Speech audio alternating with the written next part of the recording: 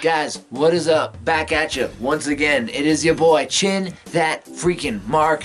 Guess what? We had ourselves an episode of SmackDown. Guess what? It was right before the Royal Rumble, and I'm really excited for the Royal Rumble. Let's just get on with it, shall we? Not the Royal Rumble, the SmackDown.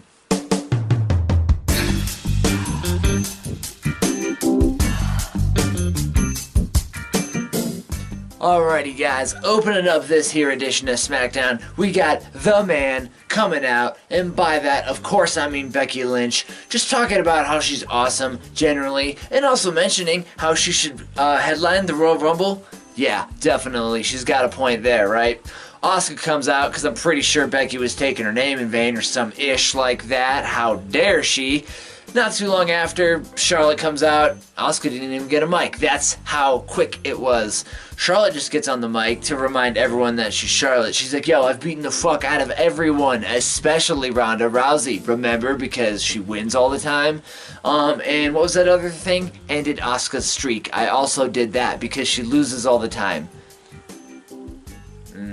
The thing here is, I don't think Asuka appreciated that comment for a second, because she basically just jumped Becky Lynch because she was like the closest thing available, or whatever her reasoning was. And then they must have just had like refs on standby. They wasted no time at all getting out there to just tend to the situation. And Charlotte's just like looking all snide as fuck walking away there. It was a pretty cool little brawl section afterwards. Becky Lynch went as far as to whip Asuka with her jacket repeatedly. So yeah, that was pretty bitchy of her, right? And it was such an intense fight that it continued to the backstage section after we had the commercial break. So that's going to be a really sick match, and I'm kind of going to have a hard time coming up with my prediction for it, but I'm sure I'll figure something out. First match of the night, we have ourselves Naomi versus Mandy Rose, and we had the most epic MTV real life style video promo before this match, and it was pretty fun. It summed things up, just what's been going on with the whole story.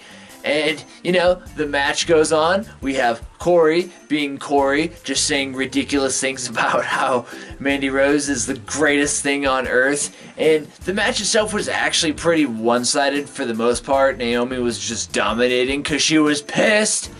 Basically what happens is there's a point where she's standing on the outside of the apron, Naomi is, and Sonya Deville grabs her leg, causes the distraction, ref doesn't see it, Mandy Rose takes advantage of this, just smacks Naomi's ass right on into the pole. It was face, not her ass. And just wins. 1, 2, 3. That was it. And it was a bummer. I really wanted to see Naomi win, but I was going to say, I'm sure they're going to have another match. They're definitely going to have another match. And Jimmy Uso came out to comfort Naomi after the match, which is really swell of him because he's such a nice guy. But honestly, I almost had to give him like an award or some shit because he was just looking fresh as fuck, right? We almost had to make like a dick move for the freshness of Jimmy Uso. Maybe it'll happen if we keep having fresh wrestlers on our program. I don't know, but that's how things ended. We then have ourselves The Miz versus Cesaro, and this match itself was basically just a bunch of shenanigans the entire time. Sheamus is like pulling Cesaro out so they can just like double team on The Miz on the outside, like a big ol' fucking uppercut to him. Shane was being a good guy, knocking the feet off the ropes, and then immediately gets jumped by Sheamus.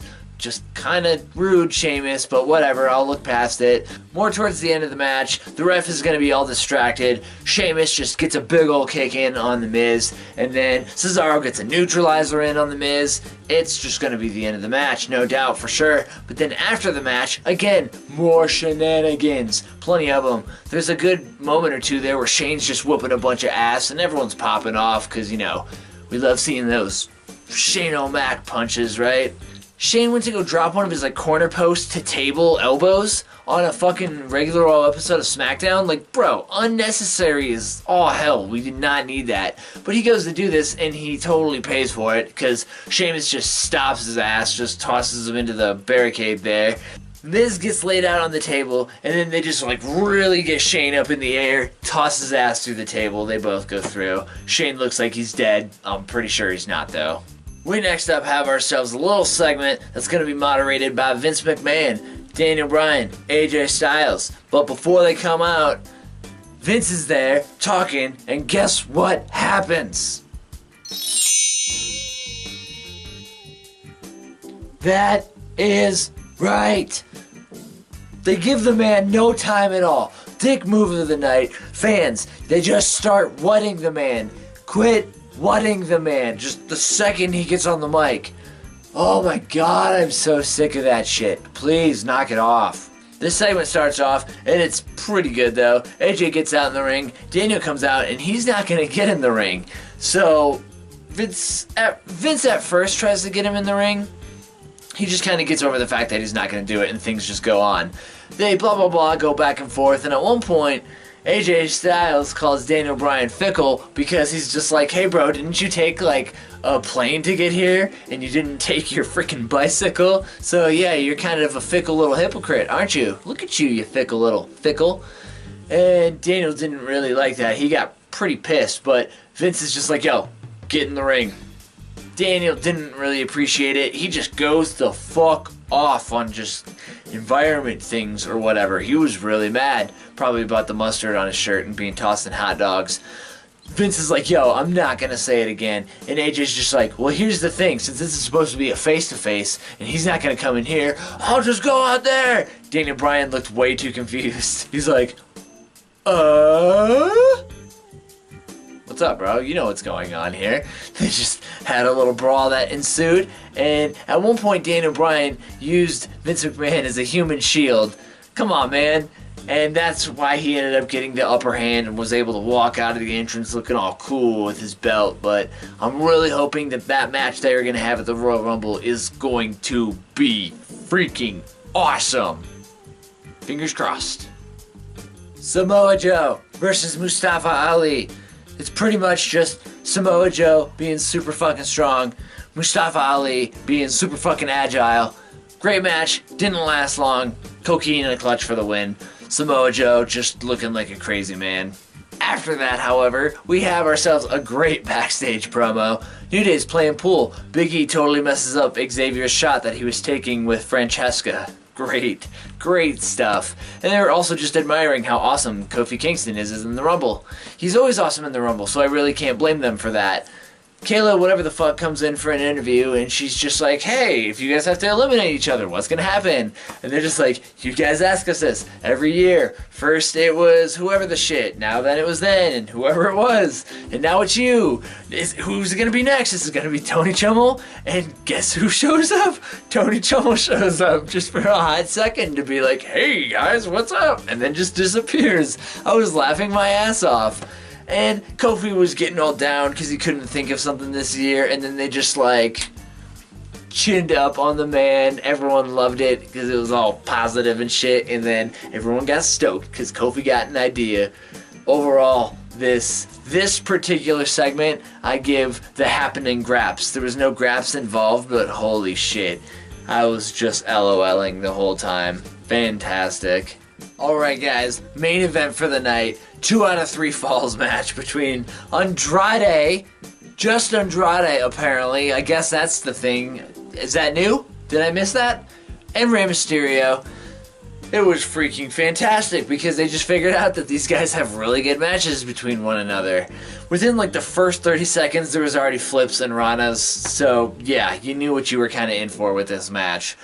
Just to kind of go through it really fast though, Andrade gets the first fall with a fucking sit-down powerbomb from the top rope that really looked like it rocked Mysterio's shit on the back of the head there, so I was glad to see that hopefully he was alright. It did take him a minute to get up.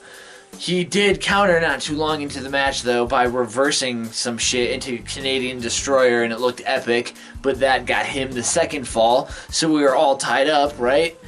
So Mysterio does like his little slide to the outside of the ring thing that he normally likes to do, but he does it right over Andrade to the point where he slams his ass into the barricade. That was great. It was the first time I ever seen anything like that, so yeah, loved that spot.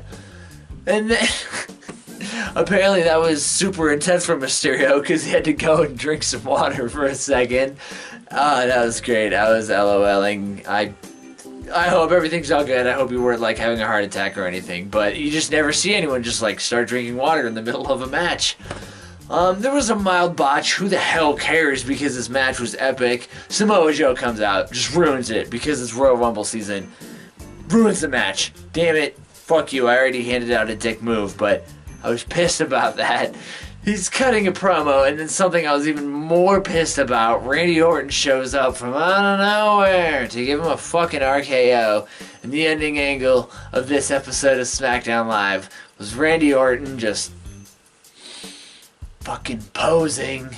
I forgot to mention the part where Andrade Cien almost fucking mocked Eddie Guerrero. That was a pretty bold move, bro. Yeah, that was an episode of SmackDown, though. Alrighty, peeps, just to refamiliarize you with how everything goes around here, we got ourselves some shat crap graps. These, not too shabby, it's probably more around that area, and then happening graps, right? That's how we're gonna have to figure out how things went. All in all, I'd say the episode was, yeah, I enjoyed watching it. We had some really good things, we had some good builds, we had some good little scuffles, right? So, can I get a drum roll?